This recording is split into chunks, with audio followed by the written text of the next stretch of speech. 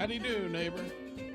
It's Berean Spirits time once again. The boys have gathered around and they're ready for you. So join in, make comments, and study with the guys as they try to study as the Bereans did in Acts chapter 17. And now, here's the guys. Welcome back to another episode of Berean Spirits, right here on the YouTube and the Facebook and all the podcasts that you can handle. My name is Chris Peltz. I'm the evangelist with the Southside Church of Christ here in Springfield, Missouri. We've got Richard Dodson with the Kearney Church of Christ in Kearney, Missouri. Richard, man, you doing all right today? Yeah, I'm doing fantastic. I'm just trying to. I'm forgot to send links out to. You mentioned the social media. Yeah. And I tell you what, Facebook's getting to be such just a waste of time. Yeah. They really are. I hate to say it, but I mean, it's just getting, so hard to put anything on it. It's just, and not only that, I mean, there's a lot of stuff in there doesn't need to be there. But I haven't been on Facebook this year. Richard posts. So I don't know. I don't get on Facebook. I'll post on the church's Facebook page, but personally, I avoid Facebook like the plague, man. Like it's the coronavirus.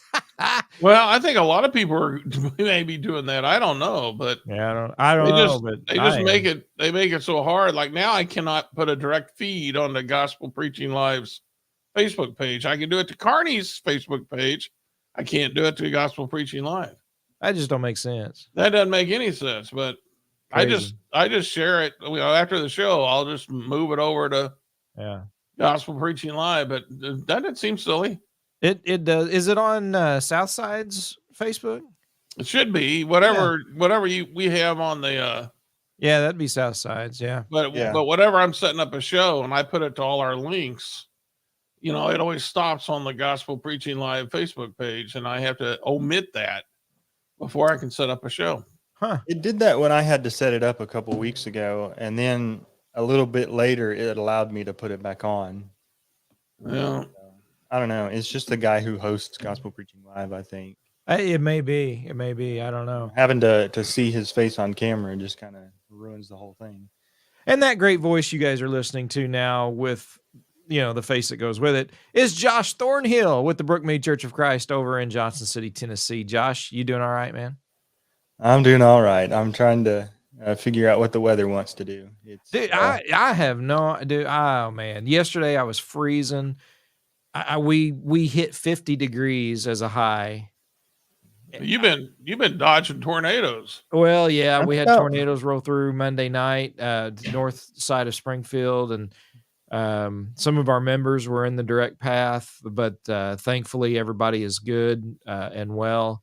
But the weather was pretty crazy. We barely got a drop of rain on the south side of Springfield, and they were getting hammered on the north side. It's crazy. I don't know. Well, I mean, we were like near 80 on Tuesday, like near 80 degrees. I don't remember exactly what the high was, but it was close to 80, if not 80. And we had a tornado watch Tuesday night. And then yesterday you wake up and we had a high in the low 50s. And then today our high is 48. Yeah. And so, I mean, and it's 40 degrees right now and rainy. So I don't know what the weather wants to do.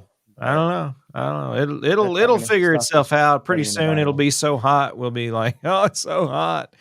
Just like when it was so cold, we're like, oh, it's so cold. But anyway, but the great thing about the Word of God is it's not like the weather. It does not change. It's not fickle. The Word of God it lives and abides forever. And so we can stick with that and know that, that it's not going to fluctuate like this. There is no turning or changing. And so whatever it says, we can have our faith and confidence in it. Not everybody agrees with what you just said. No, they sure don't. But it doesn't mean that it isn't true. No. Couldn't change the fact. That's right. That's right. Yeah. They feelings over facts or whatever it is people have. But anyway, we're going to be talking about youth, the responsibility and what we can do to encourage our youth. And I think we're going to approach this two different ways. We're going to talk about it just as individuals, what we should be doing and need to be doing. And then if we can get into it, because I think it's important to talk about the work that the local church can engage in by authority when it comes to the youth as well. And so that's what we're going to be getting into and talking about today. And I think there's a lot of issues, a lot of problems. And Josh, before we went on the air, we were kind of talking of all three of us were talking about this a little bit. And you had made a few great little comments and points, but really about youth falling away and some of the reasons why, and just really an epidemic, it would seem, with youth falling away from the Lord. Whether it's just leaving religion as a whole, right? I mean, you've got those falling away from in the Lord's church, but even in the denominational world, you have those who are just leaving religion and the idea that there is a God altogether. Right. And, throughout the Bible, we find God placing an emphasis upon teaching your children. I mean, go read the book of Exodus from chapter 12 onward. In chapter 12, you have really the final plague there. And I believe it's chapters 12 and 13. You have the final plague that takes place there as God institutes the Passover feast, as he tells Israel that he wants them to, observe this feast and what it's going to symbolize. And then from there on, as God starts to establish his laws, one of the things that impressed me in the book of Exodus is how many times God comes back to the idea of when your children ask you, why do you do this? This is what I want you to tell them. He over and over and over again emphasizes you need to tell your children about what I've done for you, about who I am and what I've done. And we find a sad commentary in the book of Judges, chapter 2, where it says a generation arose that did not know God. And you look around us today, and I think we can say that there's a generation around us that does not know God. Mm-hmm. And there's a generation, and one of the concepts that is becoming common today, more popular, is deconstruction. You're hearing that phrase a lot, deconstruction. People are deconstructing their faith as they're abandoning their faith. And there's been studies, like Chris has pointed out, there seems to be an epidemic of young people leaving their faith. And I don't know if it's more so today than it ever was, but maybe with the social media, they have more of a voice to express that. I don't really know, but at the end of the day, it is a serious, serious problem that has been that we're dealing with, and the church is not immune to it. We need to be aware of that. But there have been studies that have been done and really trying to understand why it is that young people are losing their faith and what we can do to prevent them from losing their faith. And I think kind of tying into our study this morning is one of the biggest reasons is that churches or young people do not have intergenerational relationships. And that means they don't have older people within the church that can mentor them and that they can, have a close relationship with, that they can learn from, that they can, kind of talk to about spiritual things. And that is a biblical pattern. You find it in the book of Titus, chapter 2, beginning in verse 1. He talks about older men, verse 2, are to be temperate, dignified, sensible, sound in faith, and love and perseverance. Older women likewise are to be reverent in their behavior, on and on. And then he says, likewise, urge the younger men, verse 6, to be sensible and showing yourselves to be a model of good works with purity and doctrine, dignified, sound in word, which is irreproachable, so that the opponent will be put to shame, having nothing bad to say. And we skip verse 4 though, where he says that older women can instruct the younger women. We need to appreciate the fact that older people have a responsibility to build relationships with the younger generations. And I realize that there's two sides to that discussion. The younger people have to be willing to do so, but parents, you need to encourage your children to want to build relationships with the older people, to hear some of the stories that they have to tell, to hear some of the lessons that they have to give, and to be able to build relationships with older people. I remember when I was younger, and I guess this kind of just happened naturally, but there was an older man that I was quite close with. And I remember in before and after services, I would go and I would talk with him before, to just kind of talk about things, building a relationship with an older man. And so that's important. And having those older spiritual role models, aside from even their parents, is a crucial part, something that God has given us that we need to be taking advantage of, and we need to be taking that seriously. That is something that, I'll be honest with you, I've not that I haven't seen that and encouraged it, but I've kind of missed that aspect of it from the scriptures, and I've been frustrated so much. And Richard, I think you've gone through some of the same things when you have a family visit and then they leave and they go somewhere else. And what's often the reason that they do that?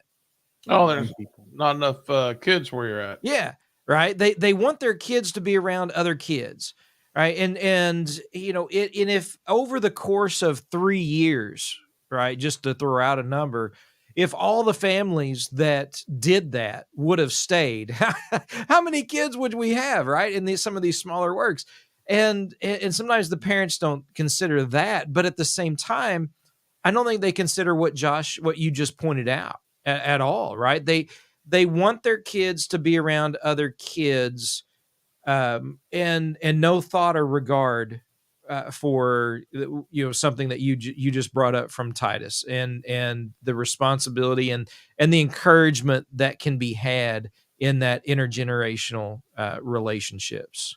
Mm-hmm. So, Richard, go ahead. You didn't ask me anything. Okay. Yeah, Richard, do you have anything to say? Oh, there you go. I have to form it in the. Is this Jeopardy? No. Yeah. You must form your response in the question. Yeah. Okay. I got a lot to say about this, and but I don't want to be as long-winded as Josh was. But needless. I'm kidding. Because you'd put people to sleep. And I'm trying to prioritize what I really want to get one thing particularly out. My youngest sons are out to turn 20 years old in June. And there's been a lot of things that he went through, that my daughter went through, that were revelations to me. Things that I had no idea that they were facing. And I really think when we're looking at our youth today, for me, I was under the assumption that the things that they were facing were the things that I faced. And that's just a bad assumption, because the problems our youth are facing today are unique for them compared to what I went through. And I'll give you an example. When I was a young boy, when we went trick-or-treating, for example, when me and my sister, we didn't have our parents with us. And we'd take our bicycles and we hit neighborhoods, and there was no fear of anybody hurting us. It was just a different world we lived in. And so compared to today, I mean, if you were to go trick-or-treating, for example, with your kids, you better be with them. So, I mean, it's just a different world. And the things that children are facing in high school are different than the things that I faced in high school. And, the scriptures do teach us things. And, in the world that we live in today, there's a lot of broken families. And Ephesians 6:4, as Josh pointed out, it's really on the fathers, to bring up their children in the nurture and admonition of the Lord. But in many cases, there's no father there because, marriages have been broken. And that has affected the church. We've seen that at church. And there's always been that talk about, taking care of our widows and orphans. And, that usually when we talk about that at church, it goes one way, but we never really think of the children who are lacking in parents, and even the parents that they don't have the skills necessary to be able to help them. And so, we have to look to the needs of the children today. We have to look at what they're facing. We have to look upon their needs. And then, as Josh said, we need to be willing to step in and help. And I think that's just absolutely vital. If we're more willing to do that, then I think that can be a help toward teaching these children to be faithful to the Lord, because the very things that they're supposed to have to help them, in many cases, they're just not there. And so where else are they supposed to look to? Josh made it very clear. And so there's no reason why an older Christian, man, or an older Christian woman can't look to younger people at church and say, what can I do to help them? Because they are facing attacks that, let's face it. At the schools they're going to, there's a local school up here in Kansas City that just found out was putting kitty litter out now in their bathrooms for those furries. Those are kids who identify as animals. You got boys who identify as girls that identify as boys. Those kind of things weren't even imagined in my day. That wasn't even imagined. But these are things that are facing our youth. My son, I was shocked. My son told me that kids taking drugs at his school, he wouldn't be surprised if it was up to 70%. And I was just flabbergasted by that. I couldn't believe it was so high. So you can see then that the problems that our children face are different than the problems that we faced when we were younger. And we can't be so naive to that. We got to understand what they're facing, and then we have to be willing to step up and help. Yeah. Yeah. And Ephesians 6 makes it clear there is a primary responsibility to the father and to parents, right? Parents have a primary responsibility. But I think we also see from what you guys have talked about, mentioned, and Josh bringing up Titus, it's not a sole responsibility.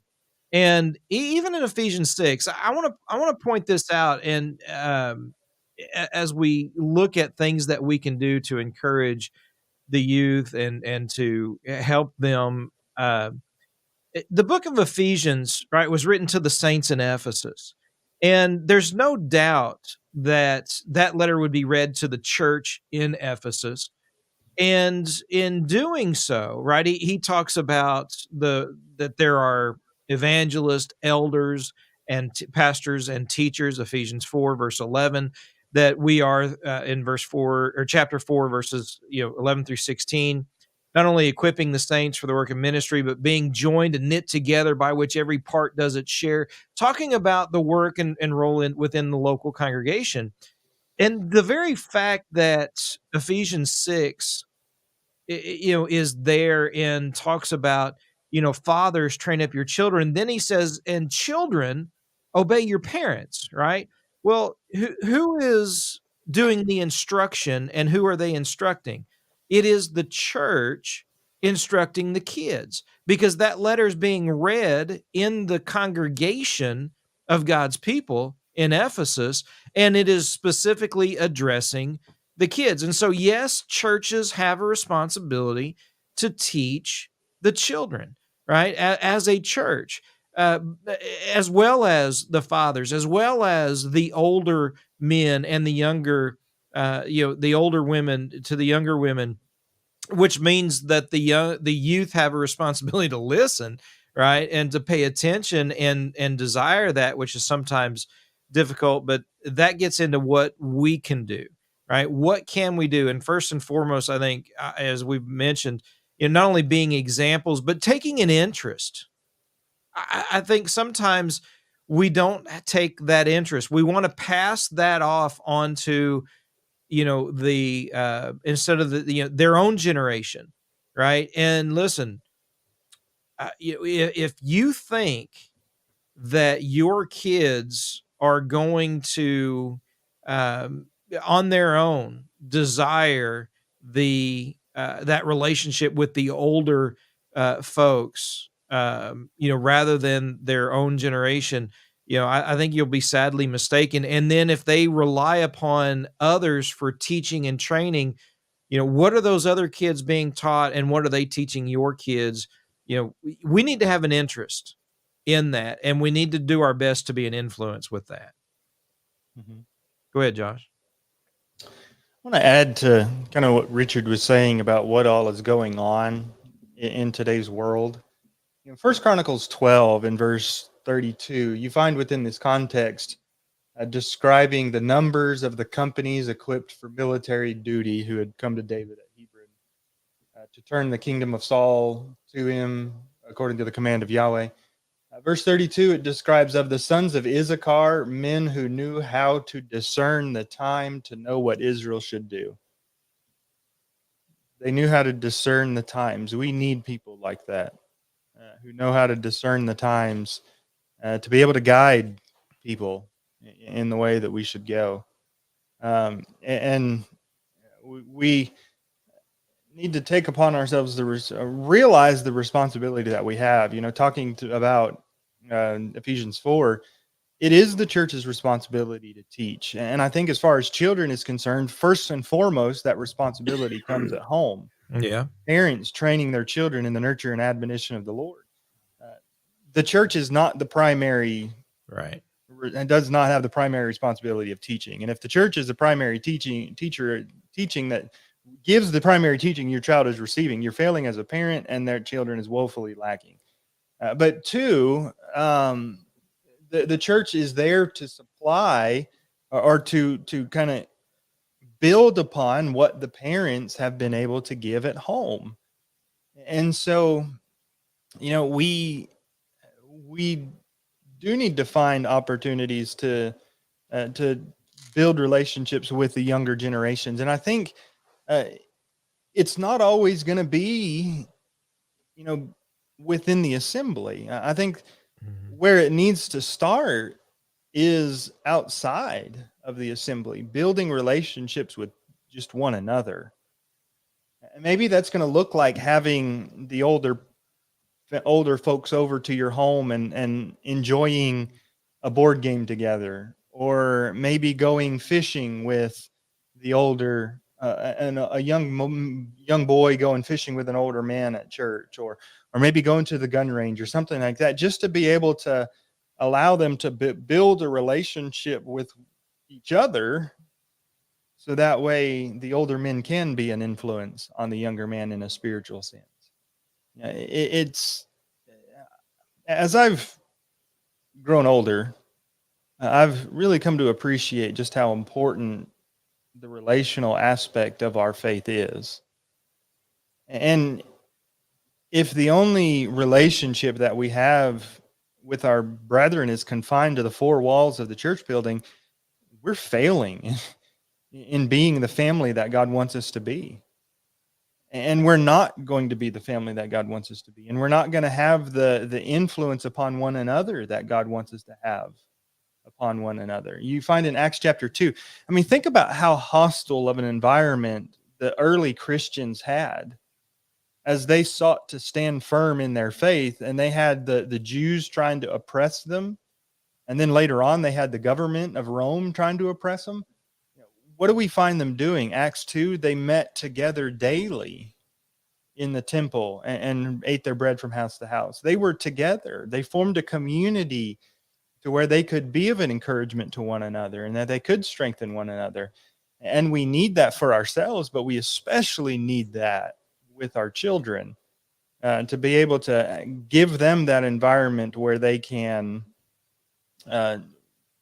develop their faith. And I will say, I do want to add on top of this, we need, one of the things that we desperately need as far as our young people are concerned is we need to give them room to grow. And that means we need to give them room to doubt. And that sounds weird,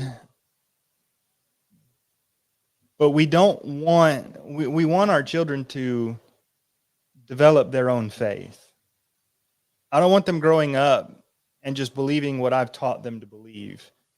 I want them to believe what the Bible says because it's what the Bible says. And so sometimes, kids are going to have questions because maybe, we worship a certain way and they see a little clip on the internet where they see something different and they say, well, why can't we do that? And then if we give them a short, abrupt answer like, well, that's just not authorized. Questions that aren't answered well don't go away. And so when we give them those curt, abrupt answers, what they're going to learn to do is to suppress those questions. I can't trust this person to bring my doubts and questions to them. And so what they're going to do is they're going to find somebody else who they can get answers from, albeit unscriptural answers, and they're going to be led astray. And so we need to be patient with young people, especially as they're growing and developing in their faith, because they're going to have questions. And we need to deal gently with them as they understand, as they work through these questions of their faith, and to be able to help them and guide them in the way, the proper way to be able to find the answers to their questions. And we're all going to have doubts and things of our own at times, and we need to know how to deal with those properly. And that's part of guiding the young people in those things. And you know how children are being taught today to find their answers to their questions is to Google it, and now they're being encouraged to listen to AI. And of course we know AI is programmed, and not all of AI's answers. I mean, AI's answers I would not trust for spiritual guidance. But that's what they're being taught to do. That's the common way in which children are being educated. And so to get back to what Josh was saying, it is important to build relationships with the children at church. Number one, you need to be able to identify what they're going through. And that's hard to do because it changes all the time. And then number two, you got to remember the devil's coming after them because this is when they're vulnerable. Lions, they usually go after the young of a herd because they're easier to catch. And the devil's no different. He wants to catch children while they're young. And so we need to build relationships so that they will, they'll come to us with the questions that they may be trying to face. And it is it's a difficult task, but I really want to get back to what I was saying earlier, and it was James 1:27 when I was mentioning before that pure and undefiled religion before God and the Father is this, to visit orphans and widows in their trouble, and to keep oneself unspotted from the world. And the church that I have been associated with, all my life, that verse has been associated with controversy over, churches throwing money at orphans' homes. But, I'm really asking everybody to look at this a little different, because when Josh mentioned the fact about having a generation that doesn't know God, I think we can go more than one. When we look at the marital situation in our country today, we're seeing, even in the churches, we're seeing children who may have a mother. They may even have a father, but they may have, one without the other. They're missing both of them. And then even if they have two, the parents may not be equipped to help them as they need. They may be new converts. They may need more training. Um, in a sense, and this is what I'm asking the listeners to do. I want you to look upon these children kind of as an orphan because they don't have someone who can step in as a parent and provide everything that they need spiritually. And so, building a relationship with such a one to me is like visiting the orphans. I mean, you're seeing someone who has a need and you're looking to fulfill that need. And so you want to build a relationship and you got to be aware of the things that child needs. One thing I've been noticing is many children today just don't date. And the boys and girls are just going longer and longer without dating. And I don't understand why that is. To me, I guess I do understand to a point. I was talking to one young man, and he kind of lives in fear of going up to a girl and then finding out she's a man. That kind of stuff is going on today. So I mean, that's just totally different than when I lived. But needless to say, there is a real need for companionship, good companionship. And unfortunately, many of these kids are finding their companion on the social media and on video games. And, not all social media is bad and not all video games are bad. But, having older Christians who might provide some type of avenue in which children can have interaction, that can be valuable. When I was a younger person, I really wanted to be around other Christians, young Christians. I wanted to be able to have fun with them. And we had parents, who would have the kids over on a Friday or Saturday night and for get-togethers. And those were fun. We would play games. We would do different things. That's something that Christians need to look into. And what's really sad is our Bible classes at church. It's really hard to find people who are willing to teach a Bible class.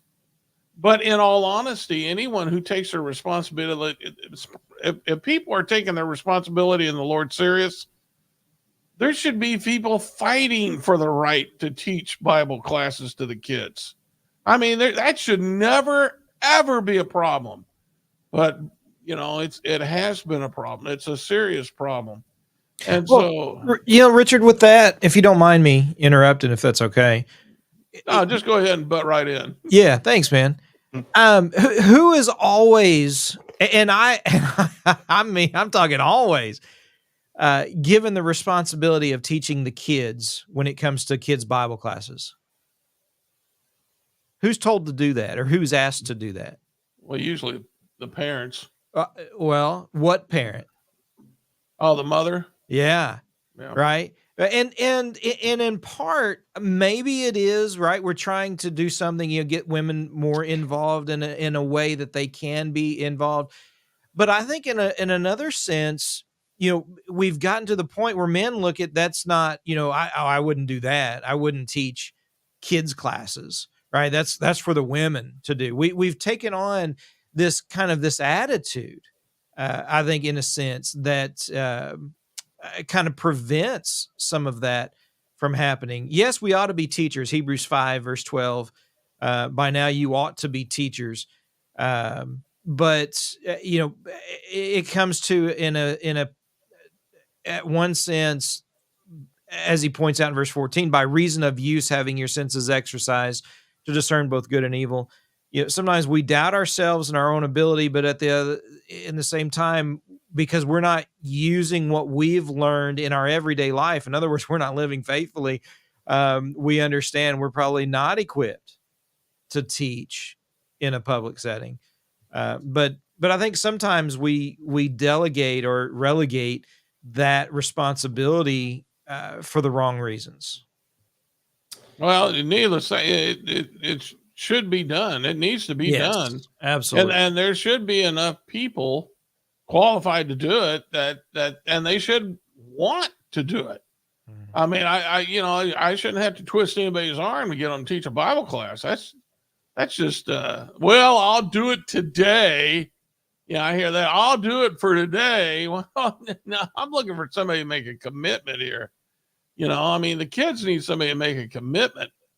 And it's just, I've done it for so many years, it's like, and I understand, you can lean on one person for a long time. I understand that, where they want to see other people take part. But the bottom line is, if those people aren't taking part, if they're not doing it, it isn't getting done. And so that's a real problem that I've had to face. I'm assuming others have too, but it needs to be done. And if we're not even willing to teach the Bible to our youth, then the building companionship, and doing things like that, well, that's not going to be done either. And then what's going to be the end result? Well, like Josh said, we're going to have a generation that doesn't know God. And pretty soon you're going to have more than one generation that doesn't know God. And so that's where we find ourselves today. And that's why we're here. And so we really need to start taking our responsibilities toward the youth a whole lot more serious. This whole idea that we just come to church on Sunday and take the Lord's Supper and go home, we're good. No, you're not good. You're not serving God. You're just coming and doing one thing. Serving God is a daily commitment. And if you're not any more committed than just Sunday mornings, you're not going anywhere. You're not going to heaven. Yeah. And Josh, to a point you made earlier, I was thinking about Hebrews chapter 3, where somewhere around verses 11 through 13 or so, he talks about exhorting one another daily, right? And then again in Hebrews chapter 10, he talks about kind of the same idea, but the idea of daily, this taking place on a regular basis, I think is something important for us to do as a whole.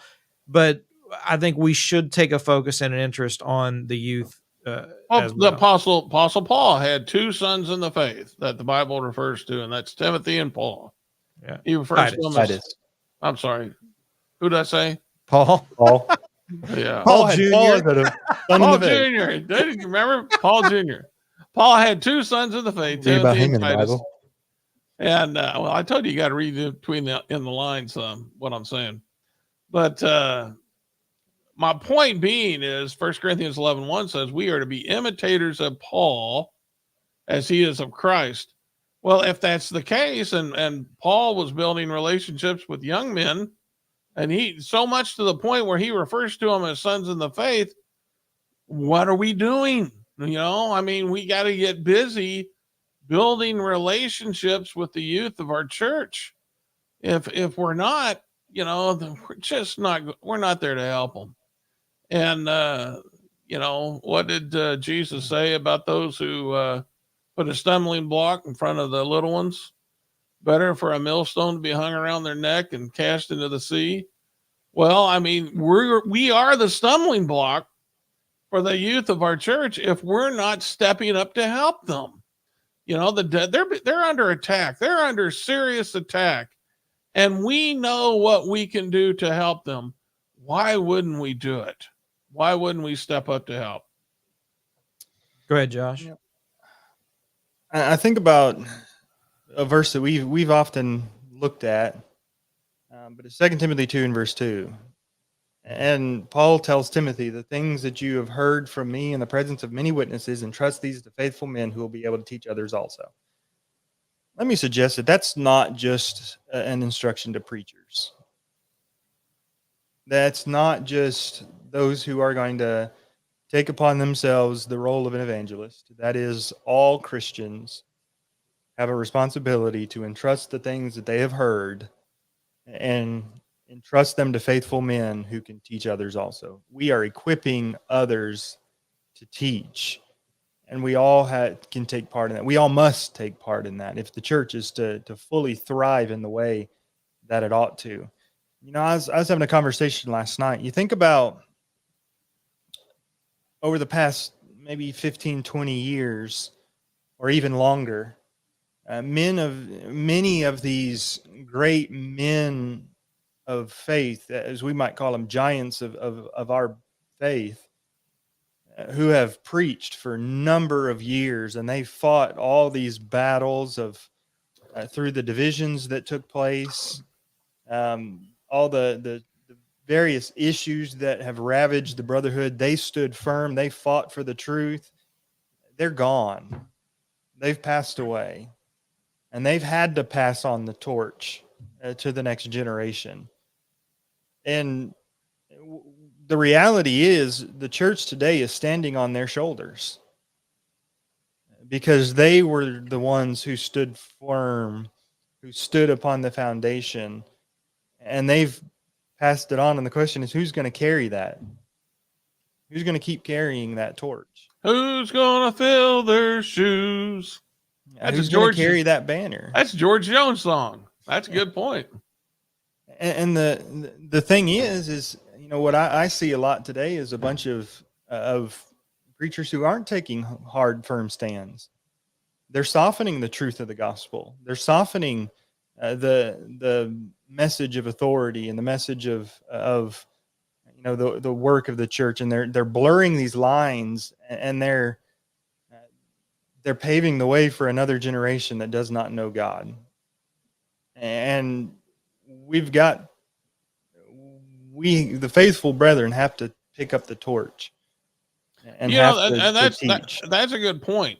If the youth are not seeing the preacher stand up to opposition, and I mean boldly stand up to opposition and basically say I'm not wavering, and you know, and if they don't see that, if they don't see the battles taking place, then how are they going to know how to fight? I mean, I agree with Josh. When I was younger, I used to see preachers, you know, there was a lot of debates held, but I don't see that taking place anymore. And so, yeah, I mean, where's the younger generation of preachers? Where are they learning to do the work? And that's a good point as well. Those things need to be, you know, I think example is what Josh is trying to get at. You know, we need to be setting a good example for the youth. And we have blurred lines. You know, that's funny because that kind of goes along. I was thinking about doing a sermon on, I don't like the title, but I'll go ahead and say it. But I was trying to think of a good way to title it, but people are trying to dilute Jesus. You know, when you go and you buy a cleaning solution and it says you got to mix this solution in water before you use it, you know, because you got to dilute it. And some people are looking at the Bible and the Bible's teachings, and they're looking at Jesus and they're saying, okay, in order for us to use this, we have to dilute it. Yeah, because we got to water it down because, you know, what Jesus did is way too strong, you know, for the people of today. And so they're diluting Jesus, you could say. And, you know, that's never a good thing. Yeah, absolutely not. And I think in some of this, you know, we have individual responsibilities, and we've mentioned the church, you know, also taking on some of that responsibility as well. But one of the things we've got to be careful is keeping focus on spiritual things. Right. Yes, we can have some physical things in common. Josh mentioned, you know, several things that we can do to go out and share different things, share experiences with our youth. But as a local church, sometimes we completely shift focus from spiritual things to physical things. And that's just something the church should not be doing, right? The church has no authority for those things when it comes to, these gymnasiums and family life centers and all these things that, that churches have gotten into to put their focus on merely the physical and the worldly things, and build worldly relationships rather than, sticking with the spiritual. And Well, I think Chris, you don't need those things. no, I mean, you can go to a park and find a basketball goal. I mean, if you're wanting to have a gymnasium for kids to play basketball, go to the park. There's a park right there. Right down the street from Kearney is one of the best parks you'll ever find. There's all kinds of things for kids to play on, and they got a great basketball court, concrete court, even has glass backboards. I mean, it's super fantastic. And they got facilities there that you can rent, if you want to have an indoor get together. I mean, it's just an amazing place that the city provides. And so there's no reason I know where you're going. There's no authority for that, but there's no even reason I mean, it's just foolishness to throw the Lord's money or even anybody's money towards such a thing when those things are already provided by the government. So, it's nonsense to waste resources like that when we can be using the money as we've been authorized to do, and that's in proclaiming God's word. So, yeah, there's no reason to be associated with that type of thing. But now these other deals, though, I want to go back, like, we mentioned Josh shooting guns.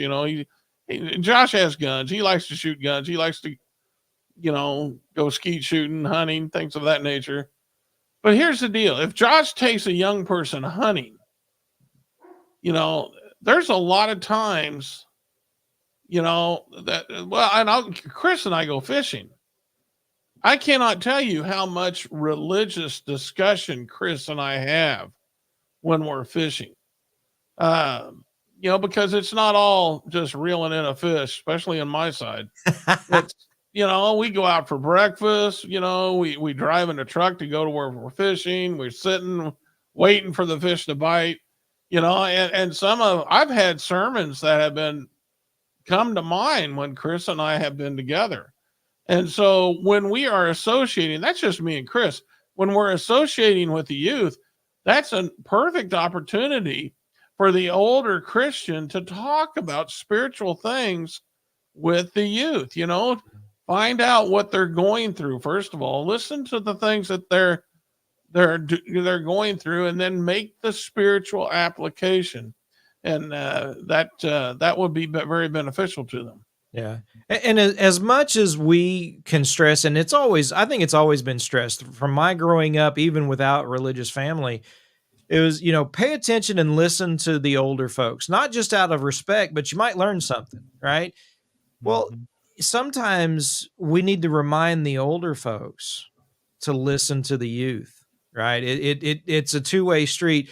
Pay attention and listen to them. Take that interest, because when you show an interest in them, they're more apt to listen to what you have to say, because you've shown concern and interest in what they're going through, their interest in those types of things. They're more apt to listen to what you have to say and look to your example. And my grandpa used to he taught me how to fish, which we'll blame him. But he took me fishing when I was younger, and he also took me to church. And I bought his old truck. It's sitting over in the barn, and I bought it for that very reason. It's because that old man, he took that much interest in me to take me to church, and he took me to teach me to fish. And that made me want to buy that truck because of my memories I had of him. And that's how much influence. If you think back, and if you can think of someone older who took interest in you, you can be that person. And when they become of age, they will fully appreciate the time that you spent with them. who knows, how much that's going to benefit them. But I know of brethren who took time with me, and I'd like to be able to say thank you, but they moved on. But they took the time when they were here, and I'm sure grateful that they did, and that's what we need to do today. Josh, give us some last thoughts, brother. Well, I just want to add that, when I mentioned the idea of, the fishing and the hunting or whatever it is you want to do, the purpose of that is just to be able to build rapport with one another, so that way you can have a foundation upon which you can build spiritual things.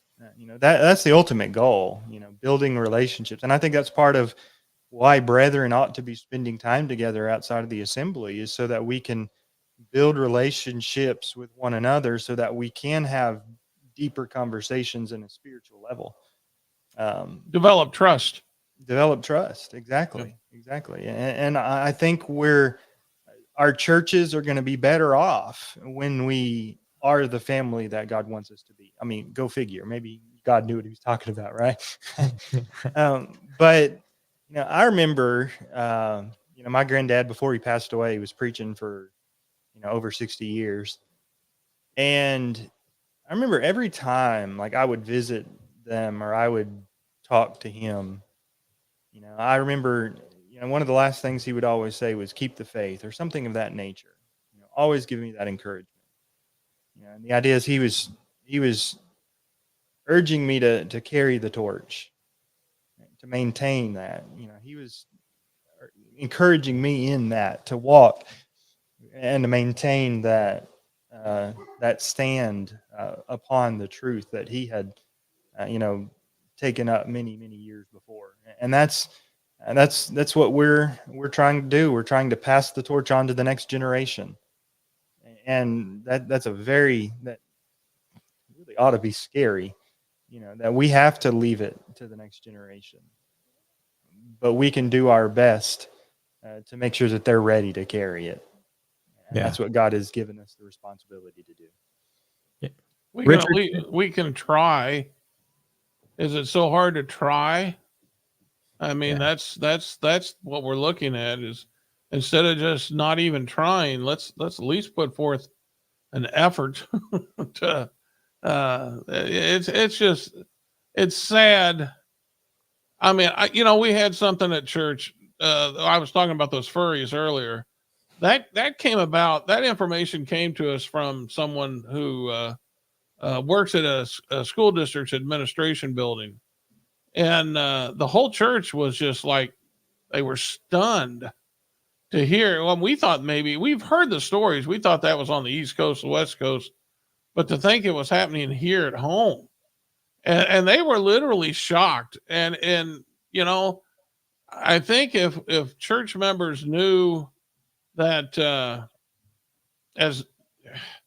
if they knew everything that was going on with our youth today, they might be shocked.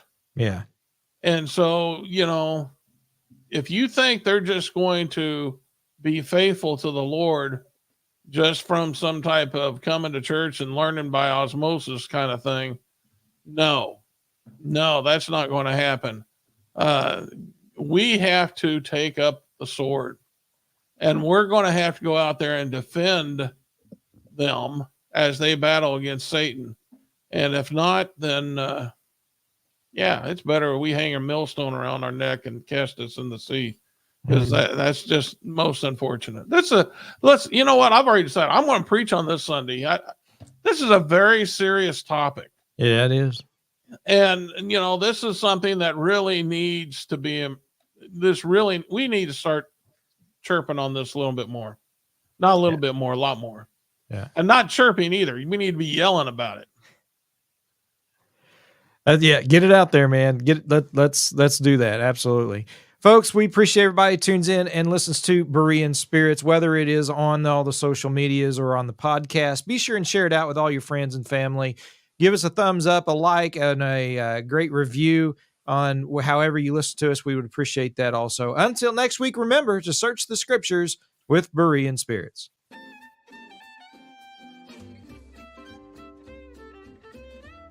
Well, folks, that's all for today. Don't worry. Lord willing, the guys will be back next week for another Bible study on Berean spirits. Until then, let the guys hear from you. Drop them some email at bereanspirits@gmail.com. They'd love to hear from you. Until next time, let's keep studying that Bible.